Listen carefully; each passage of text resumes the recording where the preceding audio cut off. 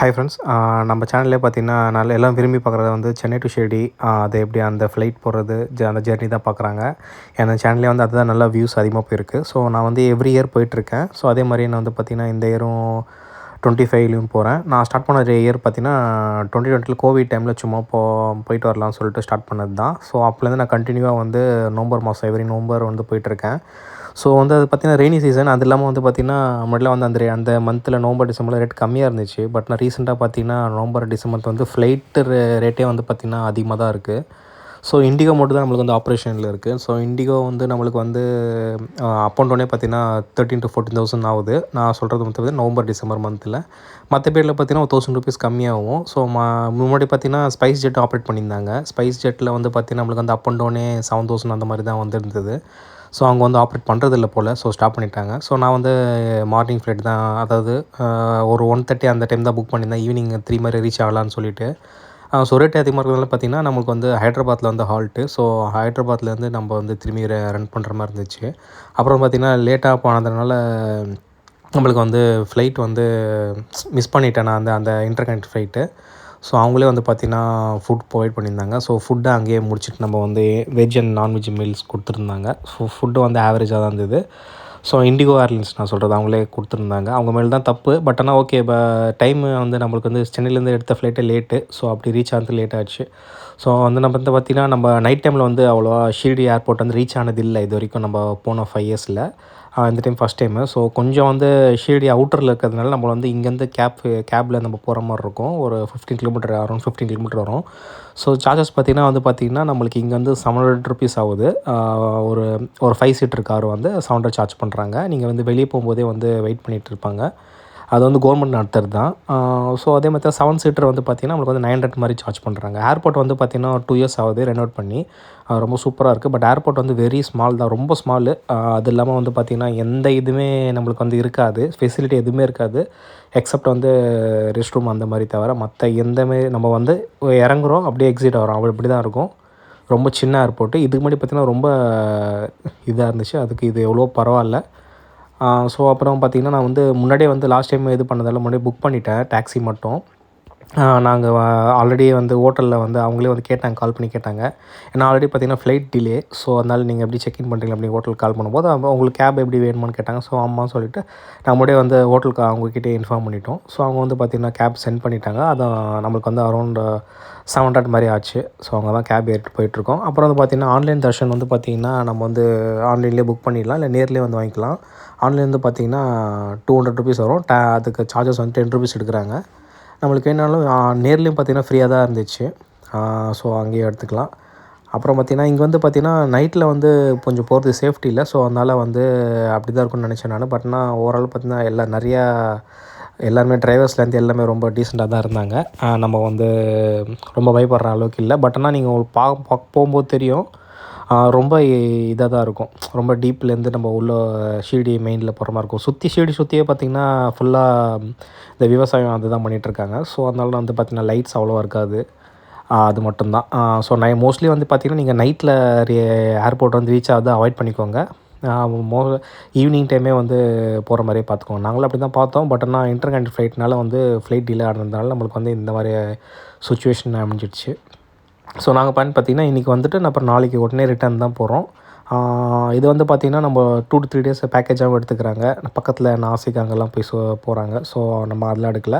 Just சாமியை வந்து 1 or 2 times பார்த்துட்டு அப்புறம் நம்ம வந்து திரும்பிடுவோம். அவ்வளோதான் பிளானு. ஸோ நான் வந்தோடனே பார்த்திங்கன்னா சரியான பசி, அவ்வளோவா சரியாக சாப்பிடல. இது லன்ச் வேறு ரொம்ப நார்மலாக தான் சொன்னோம்.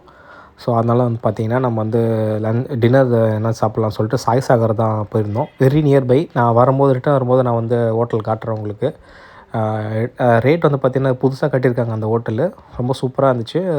ப்ரைஸ் அரௌண்ட் 1,800 அந்த அவ்வளோதான் ஆச்சு. வித் டேக்ஸோடு பார்த்திங்கன்னா 2,100 தான் ஆச்சு நம்மளுக்கு. ரொம்ப பட்ஜெட்டான முடிஞ்சிச்சு. அதுவும் பக்கத்துலேயே நம்மளுக்கு வந்து அமைஞ்சிடுச்சு.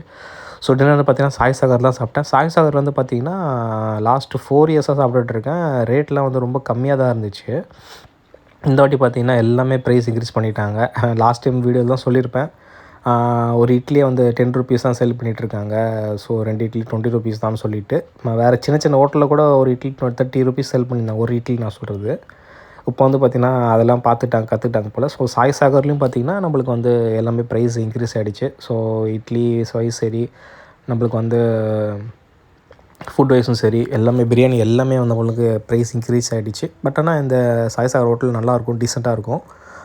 மெயினாக வந்து பார்த்திங்கன்னா நம்மளுக்கு வந்து கோவில் பக்கத்தில். இதே நீங்கள் வந்து மெயின் ரோட்டில் வந்து பார்த்திங்கன்னா சாய் நெய்வேத்தியம்னு சொல்லிட்டு நிறைய அங்கேயும் நிறையா இருக்குது. அங்கே நார்மலாகவே காஸ்ட்லியாக தான் இருக்கும். இங்கே இந்த வருஷம் தான் வந்து இன்க்ரீஸ் பண்ணிட்டாங்க. ஸோ ட்ரை பண்ணி பாருங்கள், கண்டிப்பாக நல்லாயிருக்கும். இங்கே சாய் சாகர்லேயே பார்த்தீங்கன்னா வச்சுக்கோங்களேன், மேலேயே வந்து டைனிங் ரெஸ்டாரண்ட் இருக்குது. கீழே நம்ம வந்து பார்த்திங்கன்னா நம்மளே செல்ஃப் சர்வீஸ் பண்ணுற மாதிரி இருக்கும். ஸோ ரேட் வந்து அதே மாதிரியே ப்ரைஸுக்கு டிஃப்ரென்ஸ் இருக்குது. ஸோ கீழே வந்து பார்த்திங்கன்னா நான் வந்து ஒரு வெஜ் பிரியாணி ஒன்று ஆர்டர் பண்ணியிருந்தேன். வெஜ் பிரியாணி புலாவ் மாதிரி அந்த இது. அதுக்கு வந்து ரைத்தா ஒன்று கொடுத்துருந்தாங்க. சரியான டேஸ்ட்டாக இருந்துச்சு. அது வந்து பார்த்திங்கன்னா கேர்டு வந்து அவங்களே ப்ரிப்பேர் பண்ணுறாங்க போல். ஸோ டேஸ்ட்டு ரொம்ப சூப்பராக இருந்துச்சு. அது வந்து அந்த பன்னீர், அந்த வெஜிடபிள்ஸ் எல்லாமே ரொம்ப நல்லா இருந்துச்சு. பாருங்கள் எவ்வளோ கொடுத்துருக்காங்க பாருங்கள். இதுவே நம்மளுக்கு வந்து தனியாக ஒரு அமௌண்ட் வாங்குவோம் இங்கெல்லாம். ஸோ நல்லா திக்காக இருந்துச்சு. ஸோ நம்மளுக்கு வந்து நைட்டு எதுவுமே அவ்வளோ சாப்பிடாதனால, மத்தியானம்லாம் எதுவுமே அவ்வளோ சாப்பிடாதனால கொஞ்சம் நான் ரைஸ் எடுத்துக்கிட்டேன். டைம் பார்த்திங்கன்னா கிட்டத்தட்ட 12:30 மேலேயே ஆகிடுச்சு. ஸோ நான் அவங்க தான் லாஸ்ட்டு முடிச்சுட்டு பார்த்திங்கன்னா அப்படியே ஒரு குட்டி வாக் மாதிரி போகலான்னு சொல்லிட்டு அப்படியே இருக்கான்னு பார்க்கலான்னு சொல்லிட்டு போனோம். மோஸ்ட்லி பார்த்திங்கன்னா இங்கே வந்து அரௌண்டு ஒரு 1:00 எல்லாமே க்ளோஸ் பண்ணிவிடுவாங்க. அப்போவே வந்து போலீஸ் வந்து வர இருப்பாங்க.